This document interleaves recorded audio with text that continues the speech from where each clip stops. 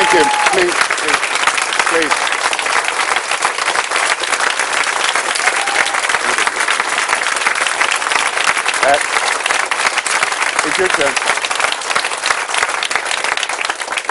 In future, I shall give the vote of thanks after Sarah has spoken.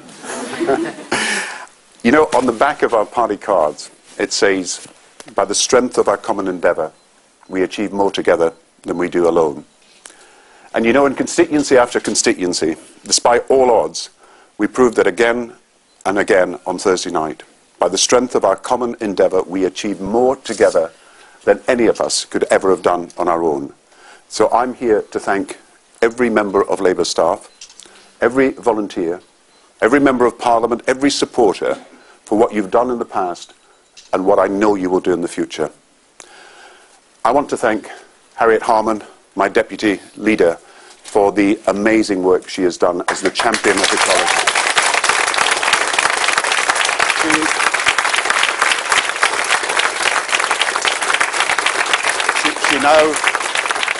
She now takes over as acting leader, and she is one of the best people that you could ever meet.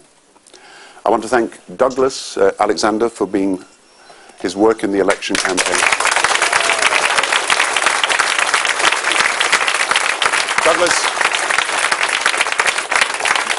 Douglas and I have virtually grown up together. I want to thank Peter Mandelson for everything that he has done. Peter has been a rock on which the stability and future of the Labour Party has been built for so many years. Peter Mandelson.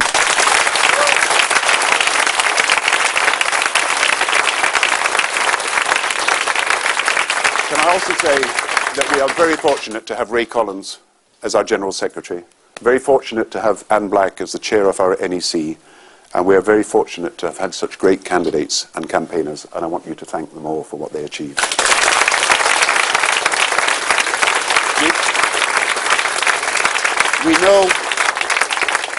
We know more certainly now than ever before that there is a strong progressive majority in Britain. I wish more than I can possibly say that I could have mobilised that majority to carry the election, but I could not. And I have to accept and indeed assert personal responsibility.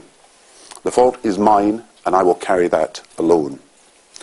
So to give the party I love the best possible chance to prepare for its future, I have resigned the leadership of the Labour Party with immediate effect, and Harriet will take over.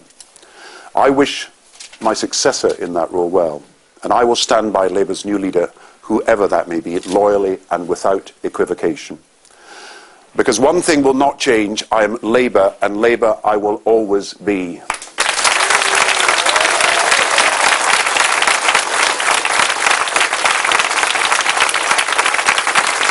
Let me, a few days after our election, thank those candidates who never gave up and never gave in, and who fought so hard, and whose dignity in defeat makes us so proud. Every single candidate who fought but lost, let us thank them for what they did.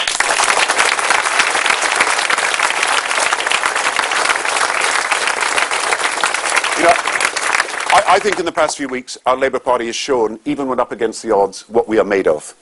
Of course, we went into this election massively outspent and with what I shall call a difficult media environment.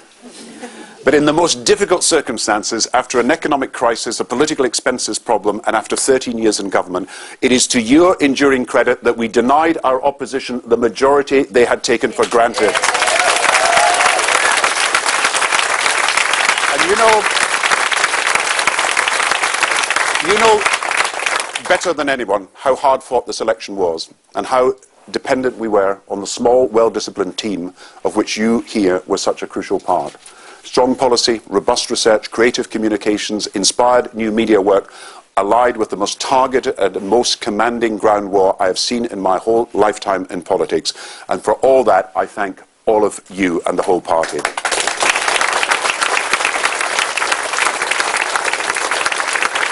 And I'm proud to say that last Thursday we did prove that committed people matter more than limitless cash. Now, Sarah and I will never be able to thank you enough for what you have done. But I hope when you look back on these times, you will tell your children and your children's children about the Britain that we were building together and the good that we did in this campaign.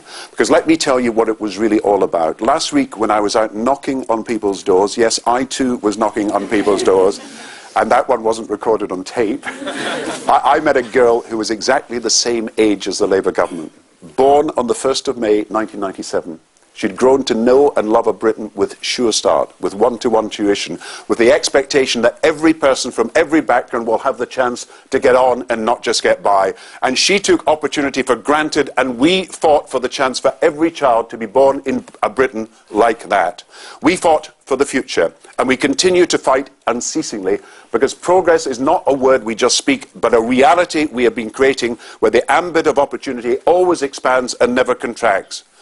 And we fight for progress because we know the energy and talent of the British people are boundless whenever they are released from stereotype and allowed to soar on. And we know that progressive change is possible because our very record shows it is. The minimum wage, Sure Start, the child tax credit, the shortest waiting times in NHS history, record exam results in schools, more police officers than ever before, 500,000 children out of poverty, 2 million more jobs than in 1997, and on top of everything we did to change Britain for the better and forever, we can be proud that there are people alive in Africa and in other countries in the world today, children in school there who have access to healthcare there because of what we have done working together for people thousands of miles away.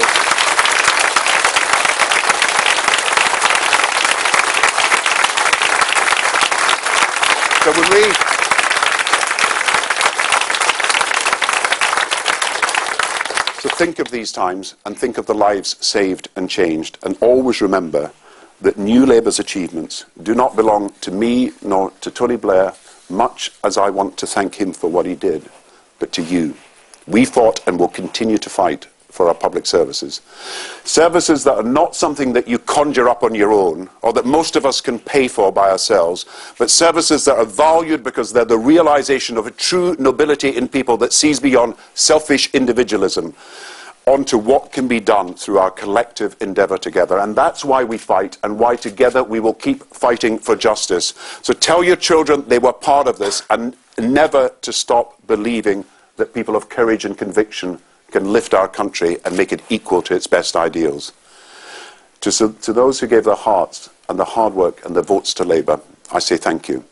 I will never forget how we stood together in happier days and through the hardest hours.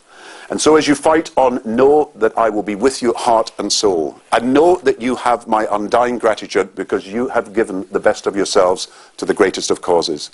And because you have fought every hour of every day, you'll be able to say for the rest of your days, I was there, I was on the progressive side of history, and you are part of a Labour Party which is and will always be the greatest fighting force for fairness our country has ever seen.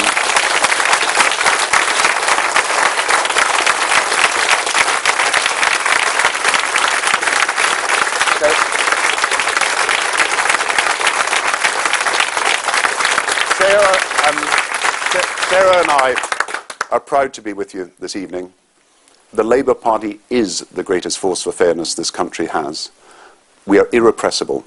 We fight for fairness. Tomorrow we fight on. Thank you very much.